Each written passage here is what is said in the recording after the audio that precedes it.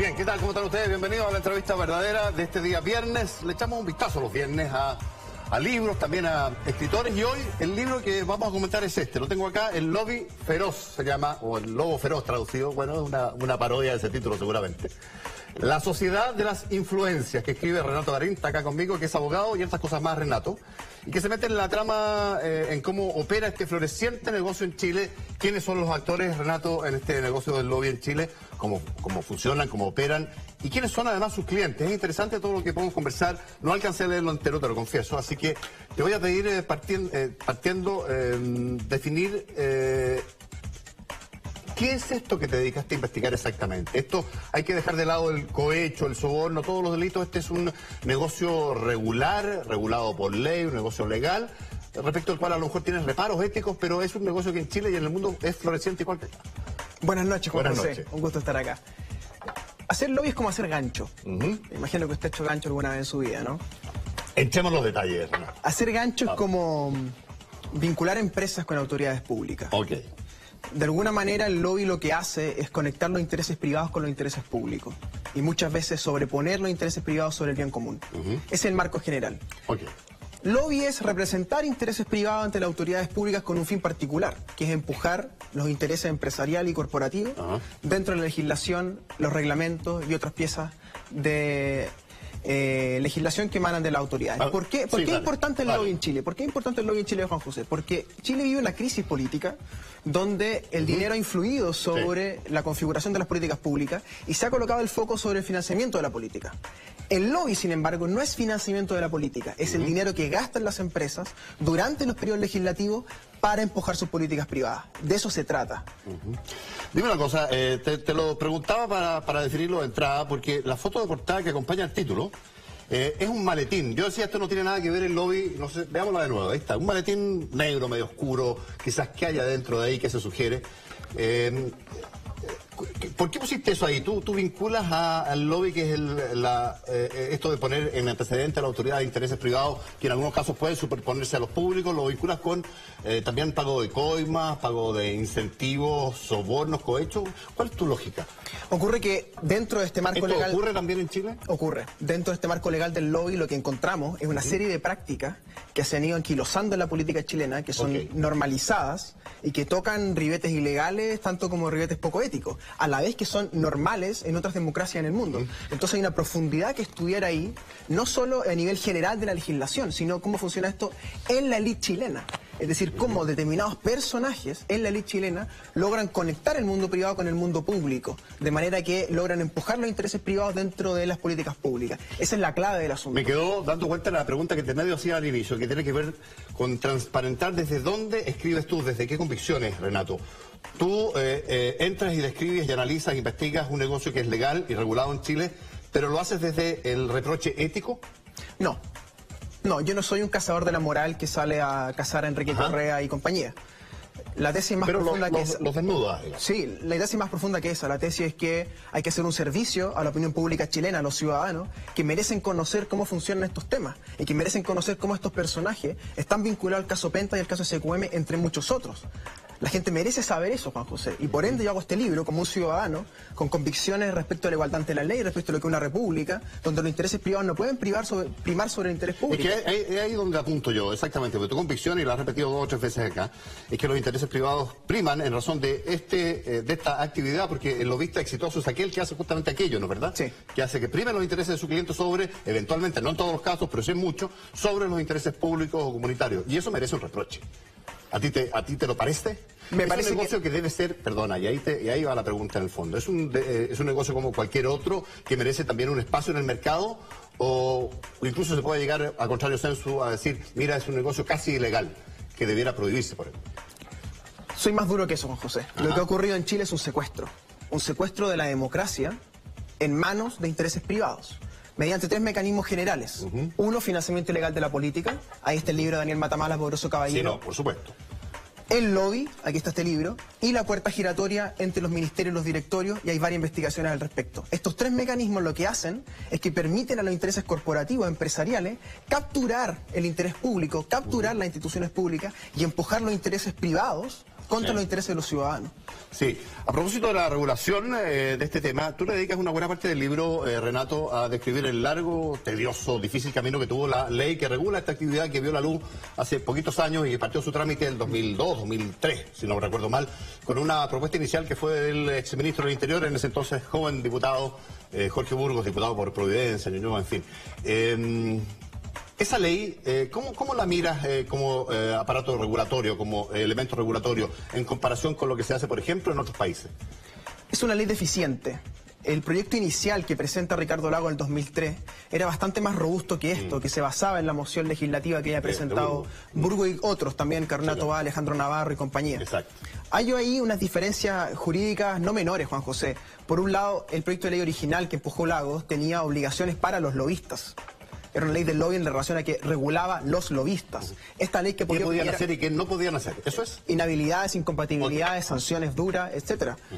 Registros previos, por ejemplo. O sea, usted quiere hacer lobby, regístrese previamente, no solo en la audiencia. ¿Eso existe hoy día? No. ¿El registro? Sí. No, hoy día es una variable que encontró Cristal La Roulette, muy astutamente, y es una suerte de ley de lobby light, o yo digo en el libro a la chilena, donde no se regula al lobista, sino que se regula la autoridad pública, que tiene que registrar en una audiencia, hacer un registro de quién lo visitó y qué tema trataron.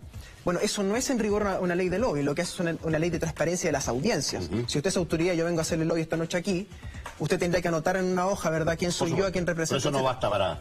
a mi juicio no basta. Para regular la actividad. Junto con eso, no hay un sistema de inhabilidad e incompatibilidades que impida que los lobistas puedan estar en directorios de otras grandes empresas, que impida que los lobistas se pasen directamente en las oficinas de lobby al gobierno, ¿verdad?, como hicieron un par de personajes ya varias veces.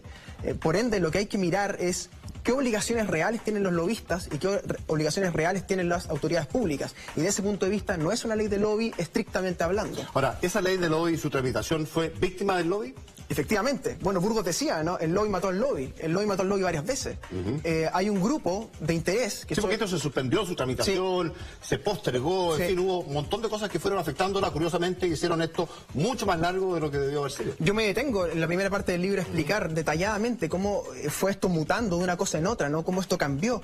Y lo que ocurrió es que hay un grupo de interés, que son las oficinas de comunicación estratégica, que son las oficinas de lobby más importantes del país, que hicieron lobby para impedir una ley que las regulara estrictamente a ellas. Y con eso dilataron la discusión bastante en la opinión pública y en el Senado y en la Cámara de Diputados. Y habla de lo permeable que es el sistema político en Chile hoy día, Renato, respecto del lobby. Es que precisamente ese es el problema. Porque tú puedes hacer todo el lobby del mundo y sin embargo si tienes primero una ley que garantice transparencia total, pero una clase política refractaria al lobby, claro, tampoco vas a conseguir resultados. Es que tenemos una clase política, y esa es la tesis del libro, que es porosa, que ha desarrollado una porosidad respecto de cómo se relaciona con la clase empresarial. Estamos hablando prácticamente de una misma casta.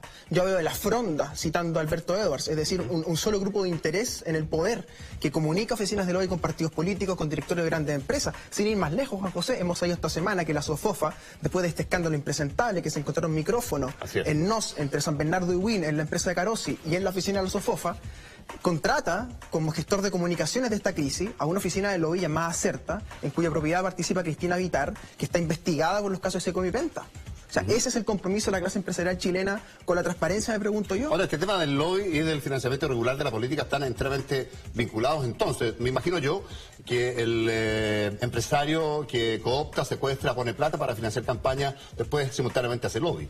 O para eso pone la plata, para poder abrirse las puertas del lobby. Es precisamente la dinámica la que estamos describiendo. Es un mecanismo donde la campaña en sí concita muchos recursos, pero los 4 años legislativos que ese diputado, ese senador lleva a cabo, traen consigo un contacto permanente con ciertos grupos de interés. Que no tiene por qué ser en las oficinas oficiales del diputado en cuestión, que tiene que dejar registrar. Precisamente. Y ahí estamos en un problema, grande, importante.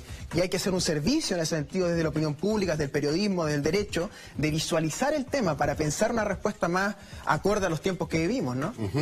Cuando tú dices que hay un montón de oficinas de comunicación estratégica, que se llama.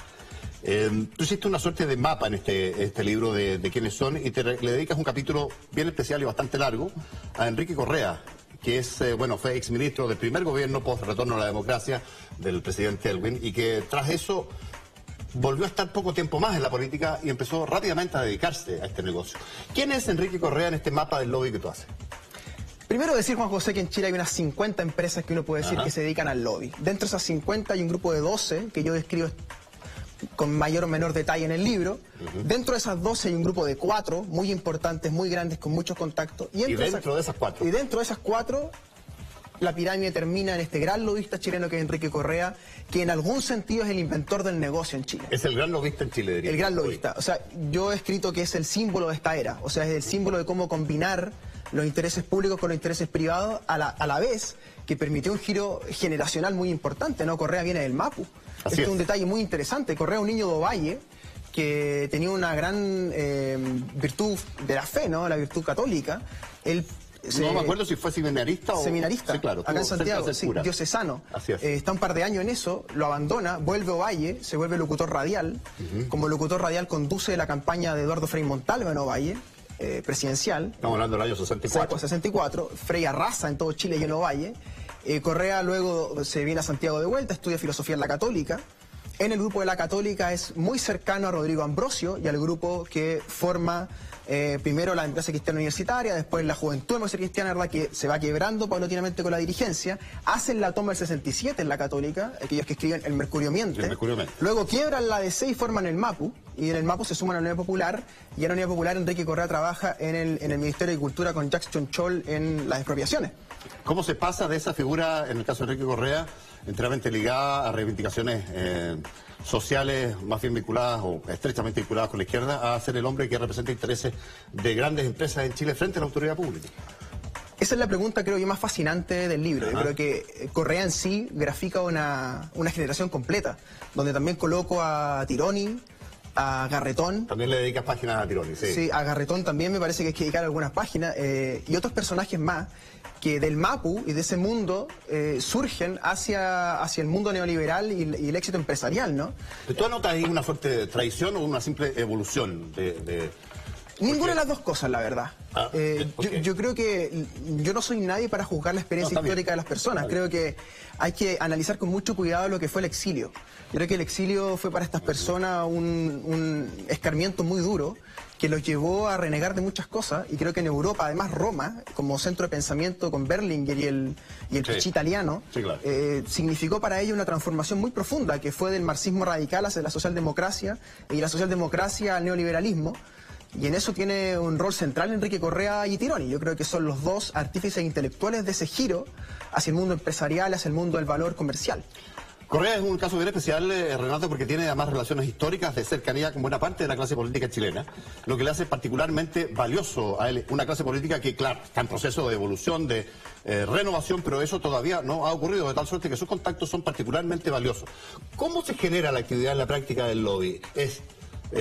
amigo X, que estás en un puesto de poder, te llama Enrique, tú le debes a tu amigo Enrique favores. ¿Cómo se genera esto? Bueno, yo hablo de la sociedad de las influencias. La sociedad de la influencia es algo más complejo que el pituto. El pituto es una institución que todos compartimos en la clase media, ¿verdad? Y que tenemos un contacto dentro de una institución que nos hace un favor concreto. Ya, pero sin el contacto, este negocio tampoco funciona. Pero es más complejo que un contacto, es una red de contactos. Yo hablo de la sociedad de las influencias como una suerte de influencia atmosférica dentro de la élite, donde determinados personajes significan tanto para esa élite que logran imponerse en las relaciones de poder. Y vemos, por ejemplo, que Enrique Correa hoy día está muy conectado, por un lado, a Carolina Goich. Hemos visto en los diarios reuniones de Pablo Badanier con Carvajal, que es funcionario de Imaginación. Ahí que fue ex-SECOM. Y por otro lado, hay que ser sinceros, sabemos que Alejandro Guille prestaba asesorías comunicacionales para Imaginación Consultores. Coaching. Así es. Lo que es bastante curioso, ¿no? Eso te demuestra el nivel de poder que tiene Enrique Correa, que tiene en la misma madeja, ¿verdad?, a la candidata demócrata cristiana y al candidato independiente de los otros tres partidos, que pareciera que son irreconciliables, pero en torno a Imaginación Consultores, todos parecen converger, ¿no? Bueno, tú investigaste el mercado del lobby. Si tú llegaras a necesitar eventualmente un lobista, y esto sin ánimo de hacerle publicidad a nadie, a Enrique Correa, ni mucho menos tú, sin duda elegirías a Enrique Correa por lo que tú has averiguado. ¿Es el hombre más eficiente del mercado del lobby en Chile? Depende. ¿O tiene áreas específicas de acción que son particularmente eficientes y otras no? La pregunta es esta: ¿en qué sector político quieres influir? Ok. O sea, es una pregunta contextual. ¿Correa no es transversal? ¿Quién está gobernando? ¿Quiénes tienen mayoría en la Cámara? ¿Quiénes son los agentes de poder en el tema que te interesa? Si el tema que te interesa tiene más bien interés en la derecha, yo te diría contrata a Gonzalo Cordero y Cristina Vitar de Acerta. Eso es Acerta. Sí. Okay. Sí. Las redes de Cordero son bastante densas en la derecha. Y en los medios de comunicación. O sea, Cristina Vitar es columnista de La Segunda, Gonzalo Cordero es columnista en radio y televisión. Bien, Renato Garín, vamos a corte. Te pido que nos interrumpamos un par de minutos y regresamos al tiro con más en esta entrevista verdadera de viernes. No sé.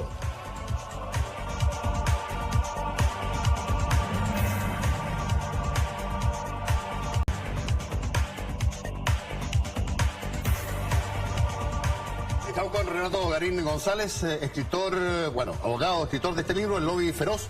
Hemos comentado temas de diseño de esta industria que tú investigas. Te quiero preguntar por los clientes también, Renato. ¿Quiénes son los clientes de estos lobistas particularmente exitosos, en el caso de Enrique Correa, por ejemplo? Y si es que hay alguna evaluación de resultados, algún accountability de esta industria, vale decir, ¿qué obtienen a cargo? Te quiero pedir algún caso. Si tú conoces alguno que, en virtud de haber contratado estas oficinas de lobby, la empresa X, digamos, haya obtenido a cambio una gestión tan eficiente que llegó a conseguir su objetivo. No lo digo yo, lo dice Eduardo Engel. Está citado en el libro, en el capítulo 8. Las carreteras en Chile, y todo lo vinculado al transporte en Chile, ha sido particularmente eficiente en colocar los intereses privados por delante del interés de los ciudadanos. ¿De qué manera fue eso? Las carreteras, en específico, el sistema de concesiones, tiene un rango de operación donde los derechos de los ciudadanos me parece que son la última prioridad. Precio de los peajes, calidad de las rutas, arreglo en las rutas, seguro involucrado. Y hay un lobby ahí muy denso y muy concreto que está detallado en el libro. Te coloco un ejemplo concreto. Hace 5 semanas atrás apareció en la prensa que había habido una reunión de la presidenta Bachelet con los dueños de la autopista del Sol. Esto en el contexto de la inversión del Partido Socialista. Esta reunión fue antes. Tú miras el registro de audiencias y yo no encuentro, al menos que me corrija la Presidencia de la República si me equivoco, no está el registro de cuándo fue esa audiencia de la presidenta con... ¿Y qué se habló ahí? Y qué se habló ahí con Abertis, que es la dueña de la autopista del Sol. Una autopista que involucra 10 comunas en la región metropolitana, desde Melipilla, pasando por Peñaflor, Talagante, etcétera. Y por otro lado tú tienes las tarifas más altas del mercado de las carreteras, en esa misma carretera. Se les acababa la concesión, se les renueva la concesión. Y en paralelo no se hace el metrotren. Entonces tú dices, a ver... No se hace. No se hace el metrotren. Más flujo para la carretera. Entonces tú dices, a ver, una industria tan privilegiada como las carreteras, este caso en específico, que está vinculado a un partido político, que además le pide una audiencia que hasta aquí yo no veo registrada con la presidenta. ¿Quién hizo ese lobby? Bueno, en parte estas oficinas de comunicación estratégica y en parte el gremio mismo, porque te quiero decir una cosa, los gremios son muy eficientes como lobistas. Y dentro del lobby, por la ley del lobby, los gremios lograron no ser considerados lobistas. Como tales, claro. Son considerados... Su función principal es otra. Su nombre es gestor de interés. Exacto. Que es un nombre a la chilena para decirle al lobista que no cobra por hacer lobby. Exacto. Las reinas del mercado son, me imagino yo, las hermanas Velasco de Extern, creo que se llama la oficina de ellas, hijas de Belisario Velasco, exministro del Interior, en fin. ¿Qué papel juegan en este mercado las hermanas Velasco? Las hermanas Velasco son personajes muy interesantes. Vienen de la familia demócrata cristiana, ¿verdad? Son hijas de Belisario Velasco. La mayor de ellas fue jefe de prensa del presidente Patricio Aylwin. El emprendimiento de ellas comienza en los 90, muy temprano, junto con Marcelo Trivela y otras figuras. Y con el tiempo se fueron consolidando en el mercado y abrieron redes hacia la derecha. Durante mucho tiempo, las oficinas de lobby tuvieron esta lógica del nicho. Enrique Correa a la centroizquierda, Certa a la centroderecha, pero las Velasco han logrado combinar ambos mundos. Tienen gente de la derecha vinculada a su directorio, tienen personas de la derecha trabajando en sus bases. Por ende, es una empresa transversal, muy interesante de estudiar. Y Acerta, quedémonos ahí. Tú me hablas de Cristina Vitar, que es una peruana sobrina de Sergio Vitar, exministro PPD, senador también, en fin.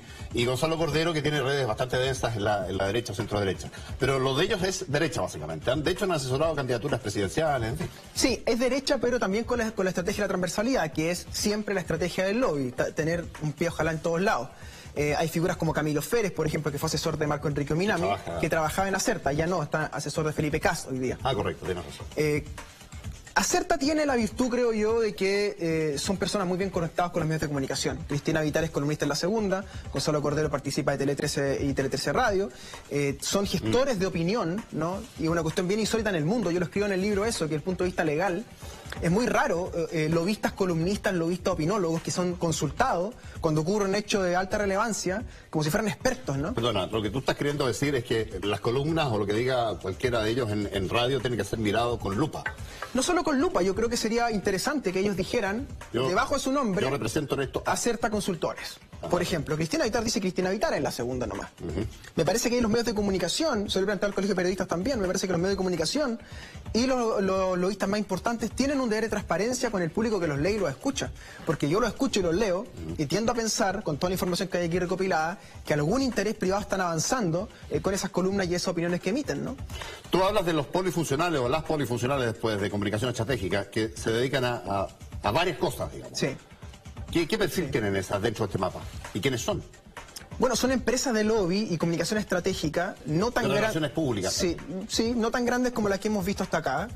Donde yo destaco a Tironi, por ejemplo, como la más grande de este Tironi grupo. no se define, él es un emblemático de la izquierda, por supuesto, escritor, sociólogo, en fin, y un hombre que se dedicó a la política también como asesor durante mucho tiempo. Él dice, yo no soy lobista. ¿Tú le das le concedes ese beneficio o tienes dudas? Bueno, yo analizo el caso de Tironi en detalle. Yo creo que es un caso muy interesante porque también mezcla la opinión pública, la academia, ¿verdad? Personajes como Ascanio Cavallo, muy importantes en la academia y en el periodismo. Y Tironi tiene esta virtud, que logra decir que no es lobista, a la vez que muchos creen que sí es lobista. En la encuesta de la revista ¿Qué pasa? Respecto a los más poderosos, como el lobista más poderoso gana Enrique Correa y segundo aparece Eugenio Tironi. Sí. Y es muy curioso que alguien que es segundo en el mercado donde se le reconoce diga que no es lo que todo el mundo entiende que es. Es como que Cristiano Ronaldo dijera que no es futbolista, ¿verdad? La verdad es que, primero sería Messi. Claro. Y Alexis Sánchez y Arturo Vidal que ya los vienen pillando, ¿no? Pero, ¿qué quiero decir con esto? Te quiero decir, Tironi juega en un margen de acción de las zonas grises. Porque hay una empresa, Vanguardia CPA, que está registrada como lobista, que pertenece al holding de Tironi Asociados, que está en la página web incluso, Vanguardia CPA. Claro, ¿es lobista Tironi?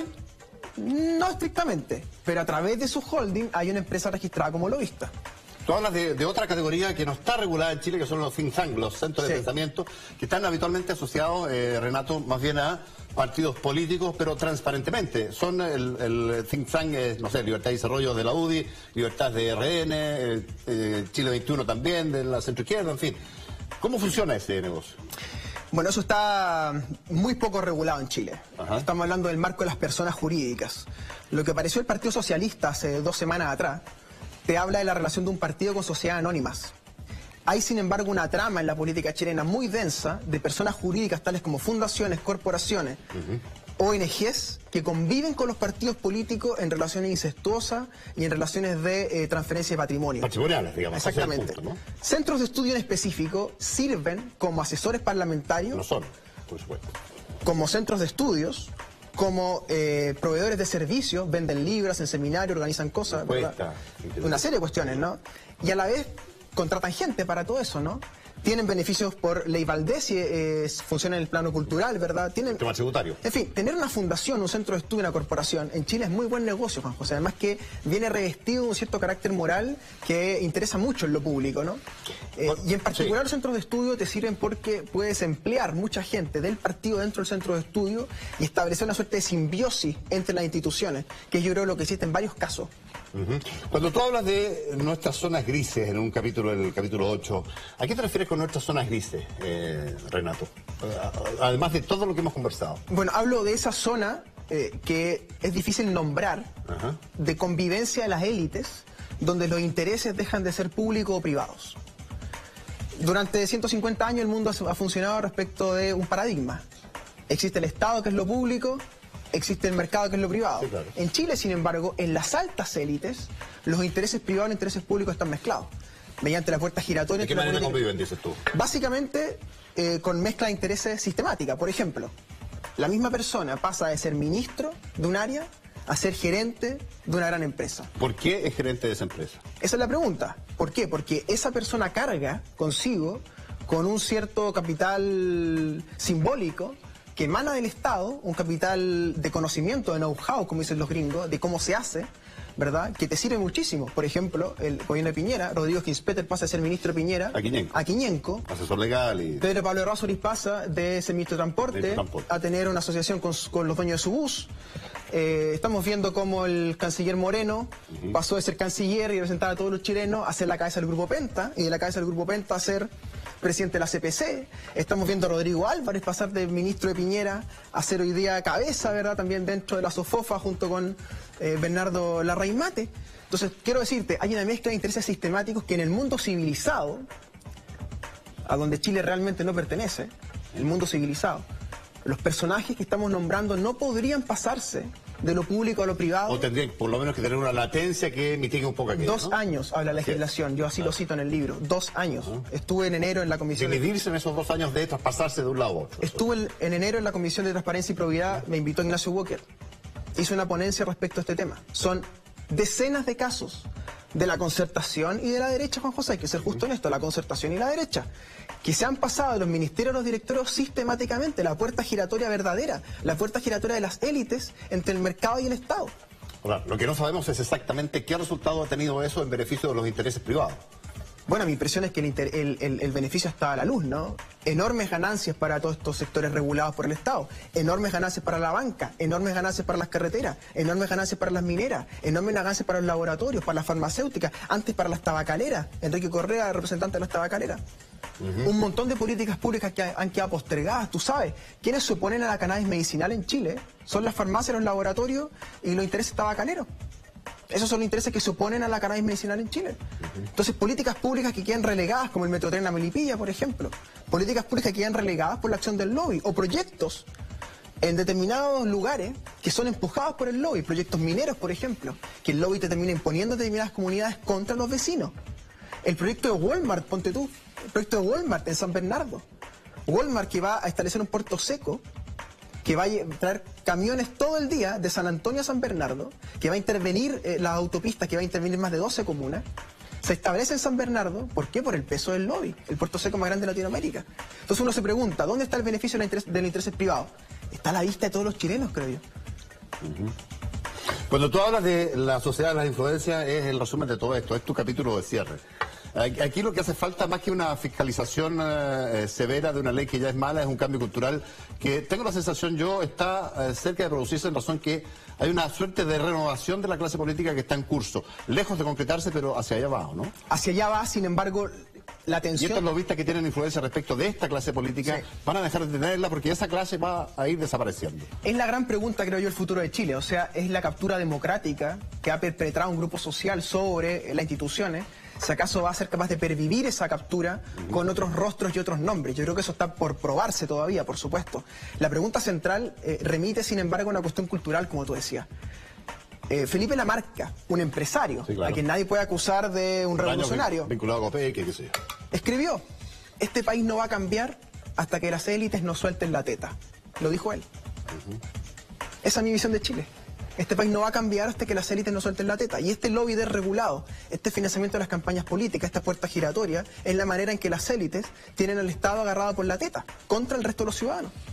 Bien, empezamos a despedir este programa. Un placer, Juan José. Garín González, autor de El Lobby Feroz, la sociedad de la influencia. Hemos tenido una larga conversa con Renato respecto de por qué o cómo se justifica que somos una sociedad de las influencias en Chile. Renato, te agradezco especialmente haber estado acá en esta interesante conversa. A ti, Juan José, un placer. Me comprometo a leer tu libro, que lo publicaste recién en diciembre. Diciembre, vamos para la 3ª edición ya. Y que está en librería disponible, por supuesto, Renato Garín, muchas gracias. Y en algunas cunetas también se ha visto por ahí. Mala cosa. Y que es lobby ahí, que hay que hacer lobby para que no... Chao, Renato. Chao. Buenas noches. Un gusto.